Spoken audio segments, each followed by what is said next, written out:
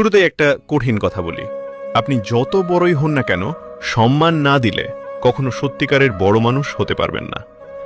মানুষ টাকা দিয়ে বড় হয় না, পদবি দিয়ে বড় হয় না, বড় হয় তার ব্যবহার দিয়ে, তার কথায়, তার সম্মানে। আজকাল আমরা অনেকেই ভাবি, আমি কেন আগে সম্মান দেব, সে তো আমাকে সম্মান দেয় না। কিন্তু মনে রাখবেন, সম্মান ভিক্ষা নয়, সম্মান হলো চরিত্রের পরিচয়।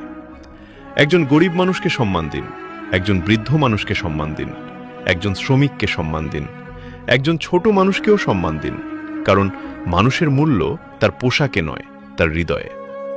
কথা বলার সময় কণ্ঠস্বর নরম রাখুন, রাগ থাকলেও ভাষা যেন ভদ্র হয়, কারণ তীর ছুঁড়ে ফিরিয়ে আনা যায় না, ঠিক তেমনি কটু কথা বলার পর সম্পর্ক আর আগের মতো থাকে না।